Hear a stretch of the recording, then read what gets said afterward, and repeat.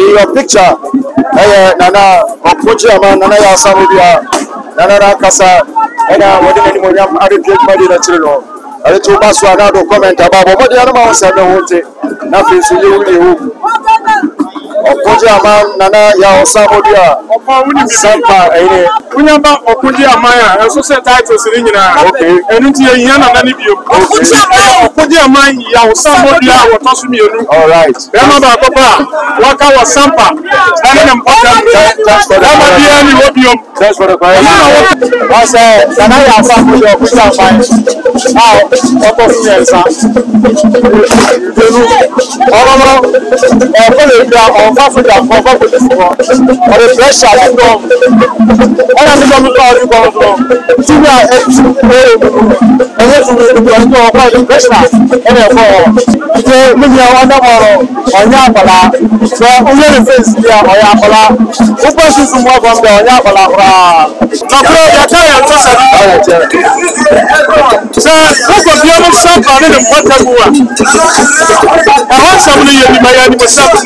pressure and the other country to me before. I know you are seeing inside your house of the city. I don't know. Yeah, really anyone. I probably Alex, none of my in Tampo. In Tampo, but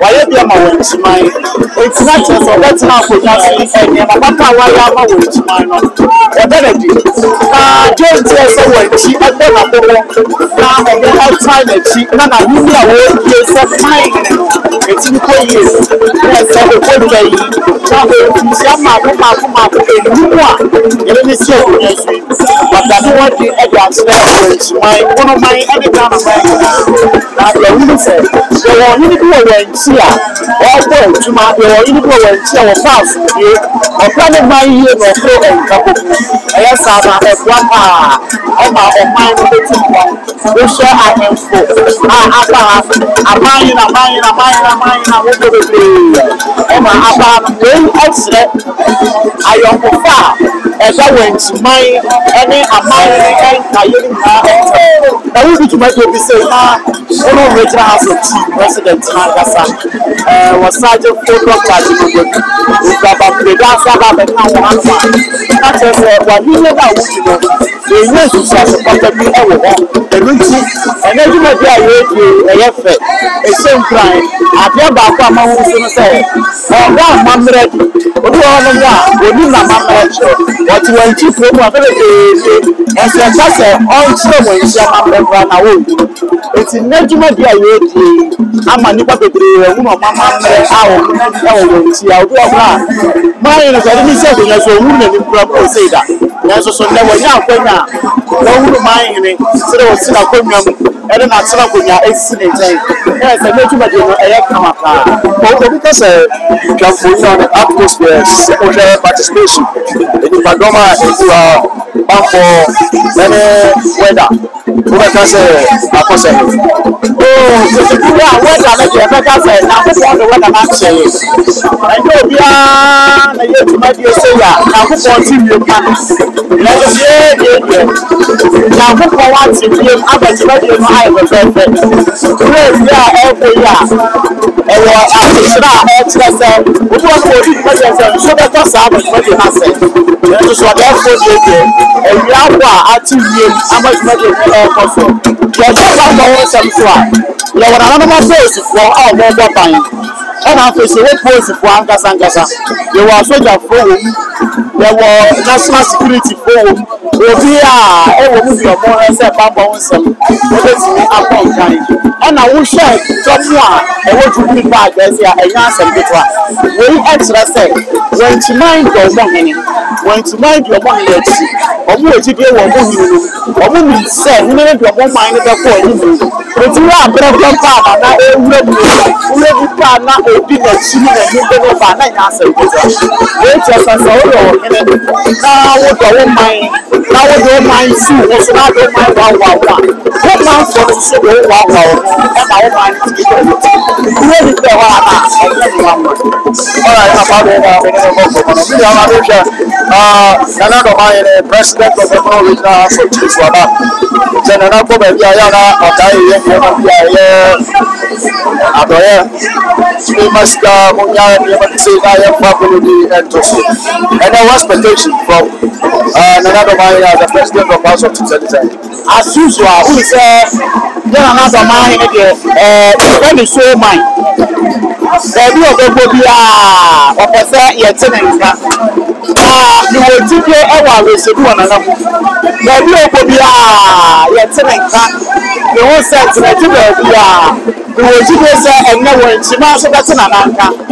ɔbɛpere ekuntuo ɔbɛpere nkabɔmu ɛne asomdwe na obi a wasan so de ade ayɛyɛdeɛ kɛseɛ ɛde ama wɔ nkyiman eti sɛdeɛ daa wɔkɔ nkurɔfoɔ dwabɔ akɛseɛ ase a wɔyɛ no mewɔ gyidie sɛ saa dwabɔ wɔ mu deɛ ɔtaa yɛ ma nkɔfɔ ɔbɛyɛ ɛnso wɔ nkyiman nana no mu di ɔmo tum a ɛyɛ a wogya di akyire biara ne adeɛ a wɔforo nana no mu stories ne yɛma how do you foresee the future of Kono unity or the Kono champion fraternity sɛ wobɛdwaeɛ a abere na tomasi ankɔsoɔ hene wɔdi n'anniversary no nana dɔma hene baeɛ wɔka asɛm bi saa asɛm na ɔkaeɛ no ɔkɔɔ mɛkɔbo no ɛwɔ gyakyi ma wɔkaa saa asɛm That's my organ. I hear about one. No, give me five. I'm not here.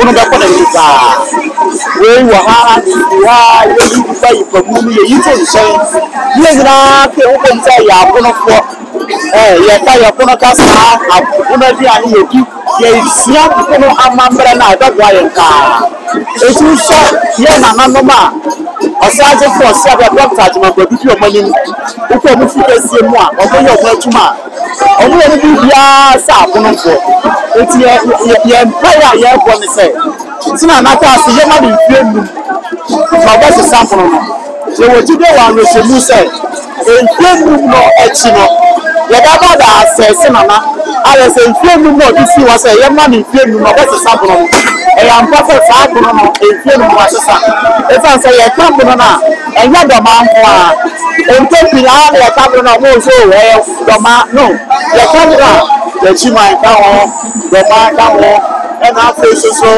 and I am here to be like a it's young person so ya for you should bet me are you said ya and for no or the air to show my mind yeah so far on you should bet me are you or that is your mighty but the main can say so see I say that young man na so I say money in film that you never know what it is I say but one I say your money in film not as a sample film master no so that's something as a our should be able to all right we are about so I went to Jubilee Park Sadefo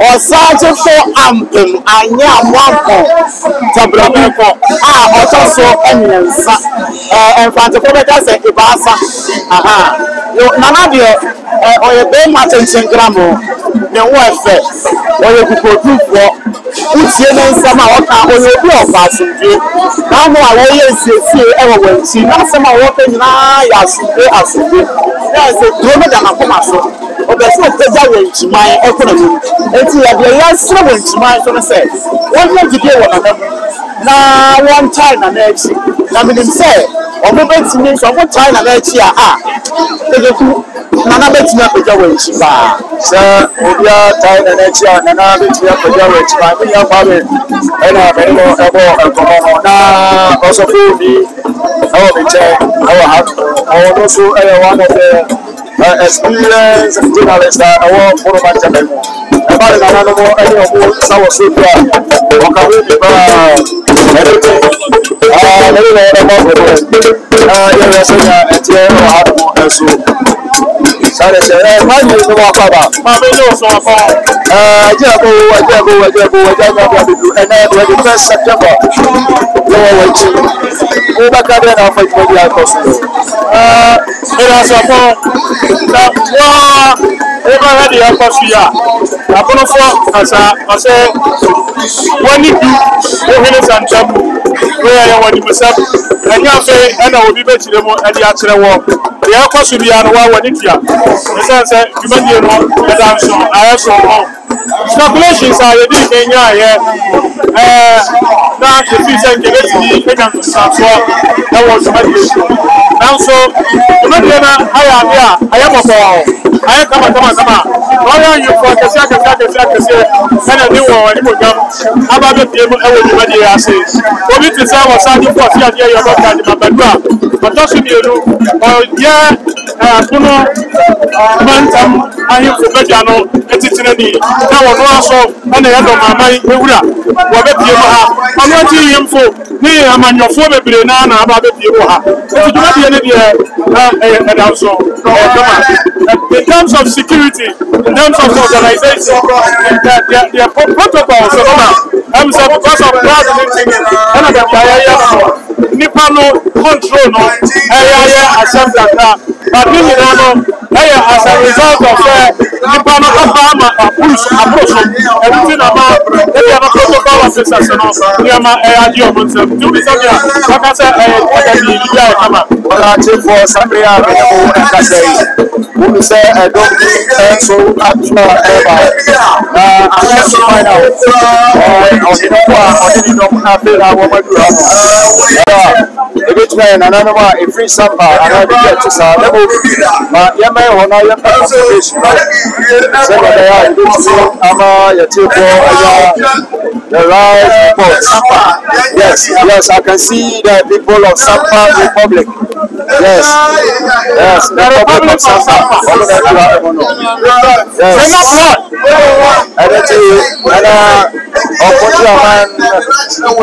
and I want any dog every animal. Nana Yasamodia. Voilà, and Mobile Show. This is another free Sampa, and I'll be able. But Yamakoma, says another more. It was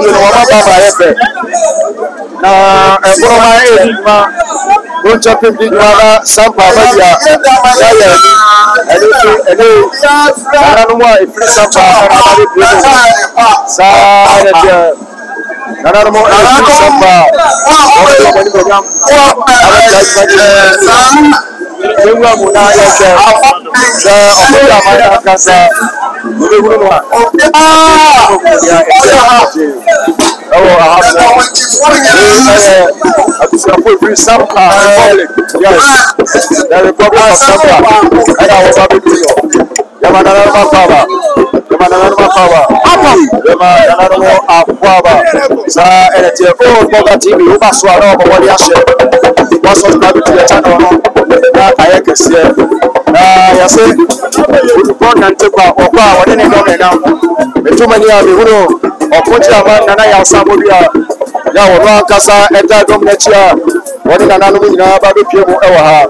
In your picture, Nana, Nana Yasamudia, Nana Kasa, and I wasn't any more young children. I let you pass another comment about what the other man said. Nothing to you. Okojaman Nana Yasamudia, Sampa, you know about Shano. Okay, and this is your voice, baby, and I'm in Chile. Remember Okojamaya, and so said titles in India. Okay, and into a young and any view. Okojamaya, Yasamudia, or Toshimi. All right. Remember, Papa, Waka was Sampa, and an important test for the opium. Test for the fire. Simamufosi and Tiasia,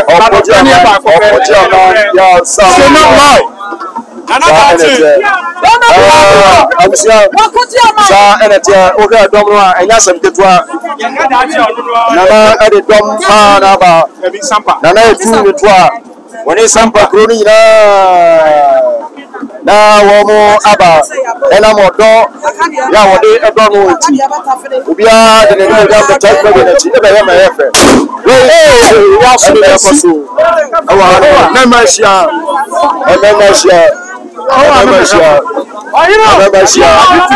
oba na want to feel sa enetia Okojaman ya Samodia Nana Sampa Mayene and our people everybody no Asiano. Sa Enetia. Opa wini bibi. Wini muni just catch. Asam no kura wo ya kan ya nto sabi. Fire. Remember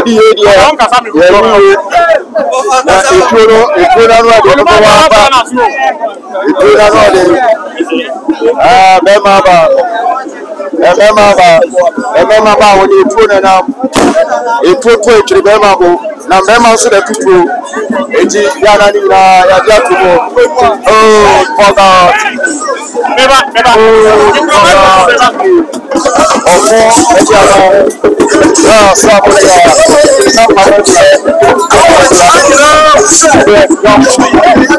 Remember,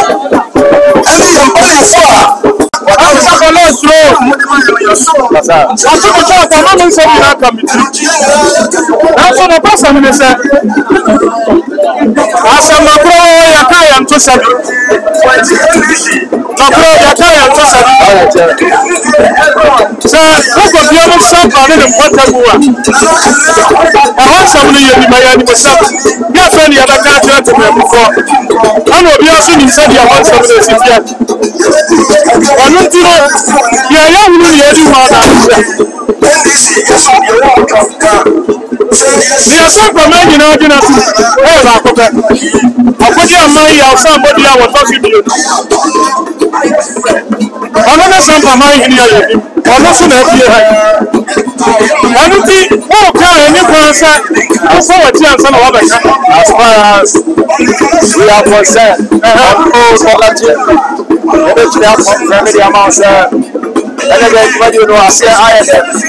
some of what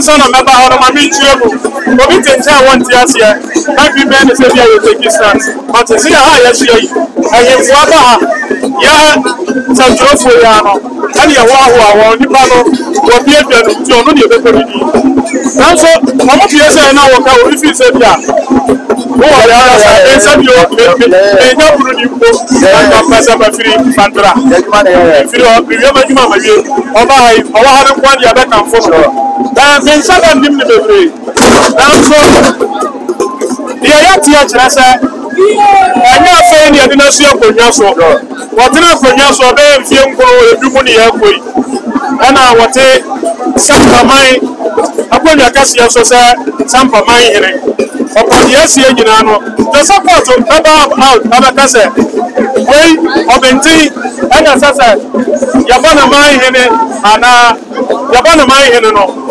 ya nim say yesi dada no eno ni yabo yo be pie jama no so nusu didi ene yabo na ye ni wo ni ama wa shase a ene sa dia sampa man esi body chidoma ye ni mo yesa za to ma pasana aya dia babua ye ni secretary no e je pente kata wa sampa nanso ente sa abra sampa to sampa da ye no amaka so yi before and about 6 the same no can say you better for 6 content it tells you say gradually no nyame your friend say omo restore your friend say as you get back that was sampa alright you say sampa you ma when say we let me for the top of through the leadership of Okoji amai ya somebody ya watosu dio wala me kaya chief was ahanomo wanchi na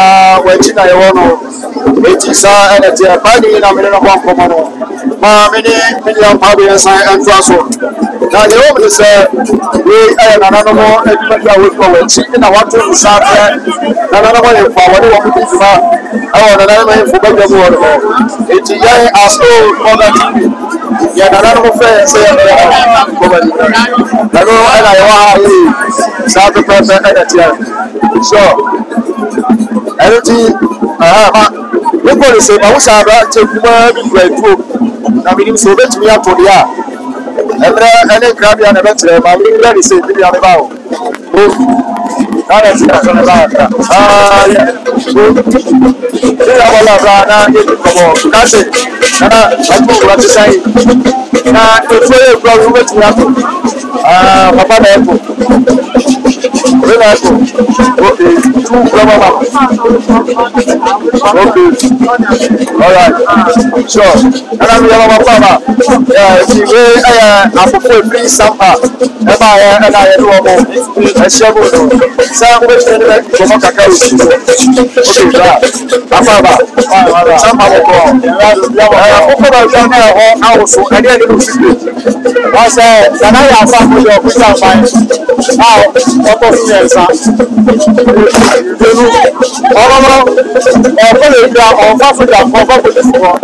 the pressure I go. What am I going to go from? See where I and what to do the pressure and Ghana formation I'm not going to ask them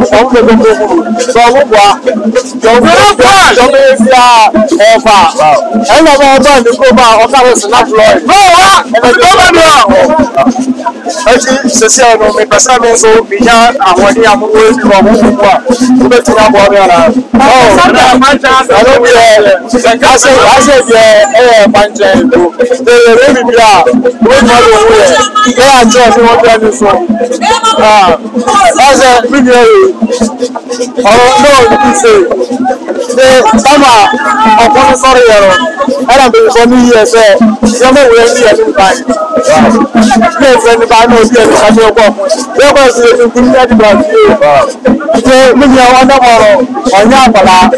So, only the face here on Yapala. Who passes more from the Yapala? Wow. And I had a sense of a lot of idea of you know, let them once I want to and I said, I was I was Samba, and I didn't come on Samba for you know, and now some for my unit job one, or the two some Baba the Piano, and now some this one. And you're the one was your mother, some Ranessa, or put your mind, Mama Yaw Sambodia, and now some this one. So no one, or the interest for any play somehow. Original Manchester News. Jenny, I am Mama Yaw Sambodia. Summer boy, who can't summer boy? There's a few them must go beyond them. Or no, and I'll be already, you know, one of the House of Chief President, Doctor Ajman Badu, Latinase, Francis, and our supper mining, also so Latinase. Sinai, another Latinase, also so Latinase, and our place so Entra. Lion is Entra, and to see your Robakuma, a woman mountain, I say. Mama Edison Latinase, Latinase, and I asked them to and Yaman Day. Some for a year when to be bad. If you want to one, Mama, you have some of you, or no, I have some for 9 minutes. I feel I'm also in the gum. If we sample, no, and now some people, or more every other crew, I say. It is now a year of starting for a year and I'm 1 point of the coup. If you some of whom I put a moon, actually, I'm going to say, I'm going to see a question. Also, I will go to that or most of my and I'm going to show a year soon now. I will know that's not so. Some of whom I put a moon. And my company for Papa, Abba, and Yansen Ketwa. Obia Yansen for sure. When she, after the power, or matter than and now when she might, and now when she might, and now or more else too much. And now when she, I Krabesha, it's a mine, and no friends, she's in the bench. I bet you a year when she took me back as a year. Or started for a year and chocolate also and if you saw my come up a new Australian professor, you have done the bedroom when she might. What was that? I'm a year from my Ghana, my who know, and all the free air when she are. They also why old television, so and I will say every and then part of what and then a papa and so a family bar.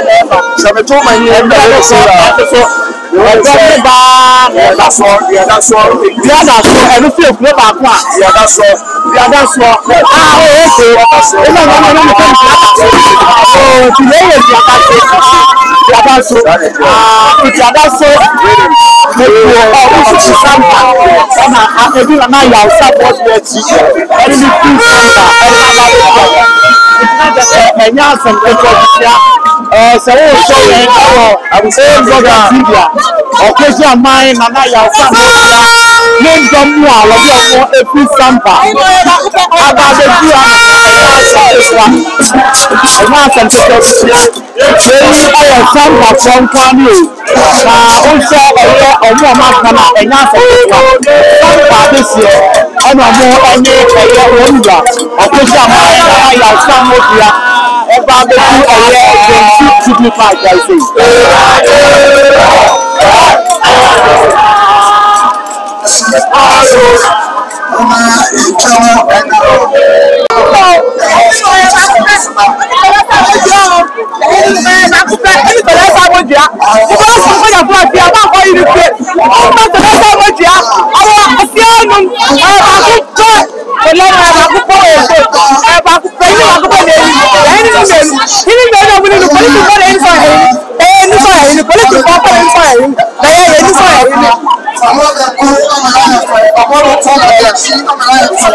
Eti abusia sewure Odoga television a wọ́n ayẹ ọ̀pọ̀jì àmàlẹ́ nana yà sábà ọ̀dọ́ ọ̀dẹ́ ọmọ ẹ̀sùn sáńtà abáwẹ́sù rẹ̀ ti gbómù à ẹ̀nà ọmọ tuntun ní ọ̀dọ́ abẹ́bọ̀ gbómù à ẹ̀nẹ́ ọ̀sáàjẹ́sọ ẹ̀yẹ àmì àmẹ́ àmàpọ̀ ẹ̀yẹ pàtẹ́kù ọ̀tọ́ sọ ẹ̀mí ẹ̀rọ ní fi ènum ẹ̀jábọ̀ àwọn ọ̀bọ ẹ̀wọ̀ ẹ̀ntíá ẹ̀nà wọ́n Odoga television so ẹ̀bùsà ẹ̀yẹ ọ̀sẹ̀ ẹ̀jọ́ ní dọ̀sùn ẹ̀jọ́ ní dọ̀sùn wíwọ́n mẹ́fà lẹ́kọ̀ọ́ nọ́ọ̀mì ẹ̀ńsáǹbọ̀ lẹ́sọ̀sọ̀ ẹ̀jọ́ ní bá lè fi ẹ̀kú sí ẹ̀bẹ̀ ẹ̀bà yàtọ̀ mpáyà ní ẹ̀wà máa kọ́ àbà lẹ́sọ̀sọ̀ ẹ̀jọ́ ní mùsùlùmí náà ó ń tó ẹ̀jùmọ̀dìẹ̀ ní àjọṣe ìyàtọ̀ nọ́ọ̀mì ẹ̀ńsáǹbọ̀ lẹ́sọ̀sọ̀ ẹ̀jùmọ̀dìẹ̀ ní yẹn nsá àṣẹ yẹ wọ́n ẹ̀kyerẹ́ ọ̀yìn kẹsì ẹ̀dá ẹ̀nfọ̀fọ̀ ẹ̀dọ́ nù ẹ̀wọ̀n àtúnà nkonnwa ha ẹ̀sẹ̀ yìí ní nkonnwa sáàsì so yìí adéhyia nom ẹ̀nyẹ wọn wá sẹ ọ̀kọ́jì àmà nana yà ọ̀sán mu obi akora fi sampa tọ̀ọ̀ ababẹ́bí wọ̀ nkyi ẹ̀sẹ̀ yà ọ̀dọ́ ọ̀dọ́ bẹ́bẹ́ ọ̀dọ́ mu na ẹ̀yẹ ní nfie mu a wọ́ọ̀dù ní wọ́n nínú ababẹ́bí ẹ̀yẹ ọ̀nù nkọ́ àná wa amáyìnì ẹ̀rẹ́ wọ̀ máa ní máa ọ̀nà ọmọ tó so ẹwà ẹ̀sẹ̀ gbà ọ̀hún náà yẹ mú ababẹ́bí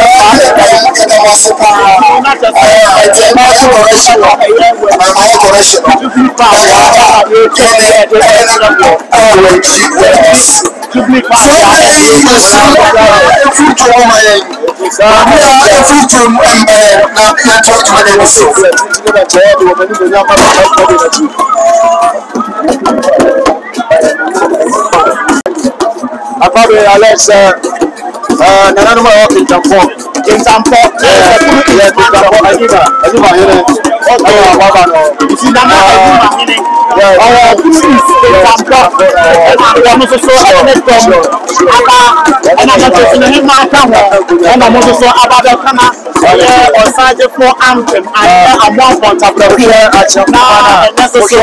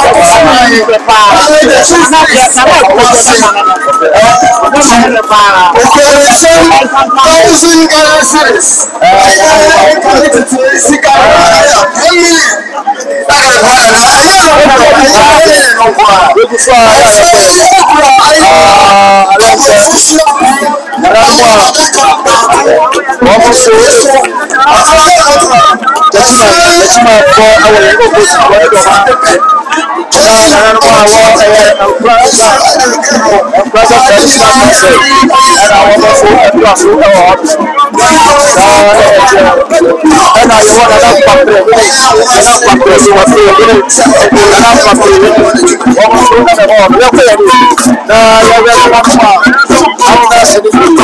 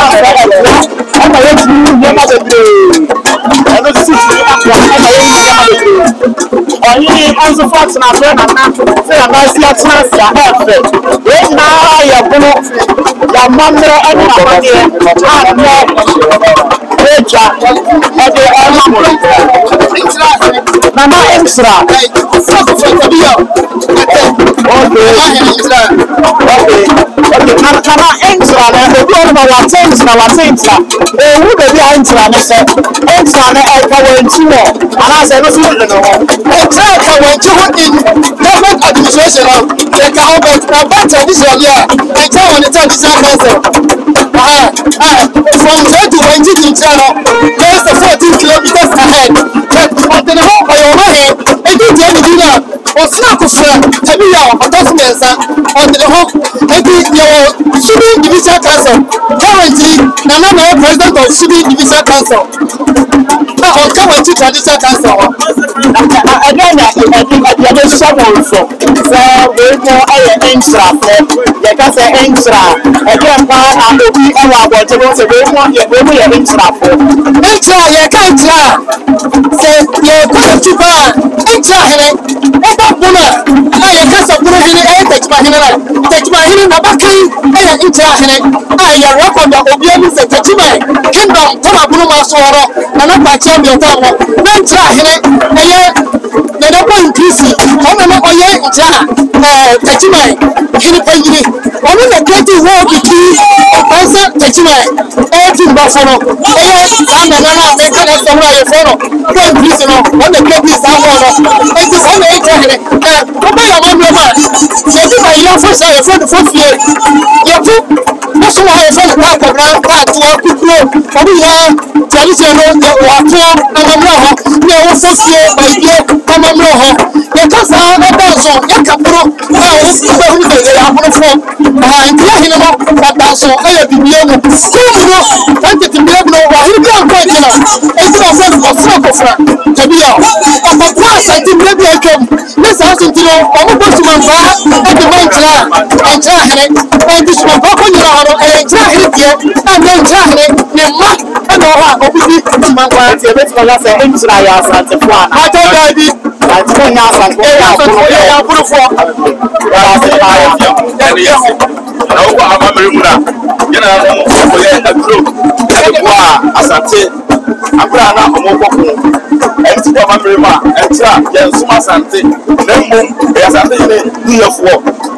yes, I have to try and also going to be upon your back. They are also in Suma in a headache, and they send to Suma Bahine, and the child for the Suma in Emma for my young slaves to him. There is no man who sent and I will see a as my wife becomes a one year, and I come here, and Sana, what to me, Apple, and the Baba, I said, before, we would have been tried at the home, and I see just some Yaya home. Sadio no so possible and to say Mambo Moja and so I met just on the side of my wife but you official by net yes my wife now you know Sana Mama said actually if you are some wife me round now Shelly round now or Dapa or the Dipa you see and but Anne Sabria one another man so the Mambo the dance why was today and that's your sound Otoso yesa na nasia on sound kuma otoso yesa etra man ema na ya na masepa se mo ne akasa eti busa nsira na ye wu mo enso so ha na ene na tra ko nya so edo mo ho fe edo mo ni mo nyam aba be chai ene ti me na chi o ma po amana ye feti nsira ya ba da sra mo da ko ya ba da sra mo ba ya ba da sra mo ye December 16th of October, the young festival is started. 16th from clean up exercise. Police here pointed to me now about the war. I have 17th from Thursday, the football match I arranged. Friday, no, and a year, a man, and Casa, and none of the ones you know, you're not doing Koyaso, and the Grand Saturday, 80th and 20th from and then Grand Casino. Now, police here, never come on. Yes, that's a pass from my opinion. Say, a damage to run on one. You're not going to come now. You would be a fashion. Yes, Maria says, so Insula, a mother, I want Insula. I was Insula, so you was not on Sunday about the head as a bar. You got two contacts in your floor. Not your trust the Insula for any of your more 18 and more. And then a young son gets one. Put a people she to be by Garcia. A number only a 1 year and a check. Or Sergeant Ample and a 1 point of the qua. What also means, Jamian Papa say, Yabamia, Yampunia, suddenly bedroom when she might. If we shall Kumaku, a new year. Na send you to me, I don't know, Obikua woman, a back where you are fear. Was a make a Sunday mark for the young class, so I didn't pay up now, and then now, not to say for air done what Eddie actually we are saying. I can't turn up on my economy to so well, to say your money. There's a share about the way somewhere. Now, on the tsunami, the team of four, I want to go, and also so. Your mother,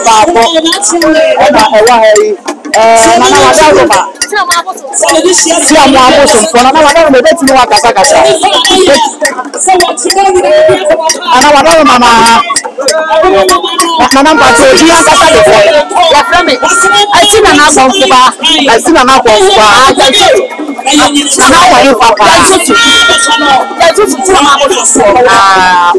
Nana Amamre, Udia, now we have a master. What way? Who goes spiritual? Oh, yeah.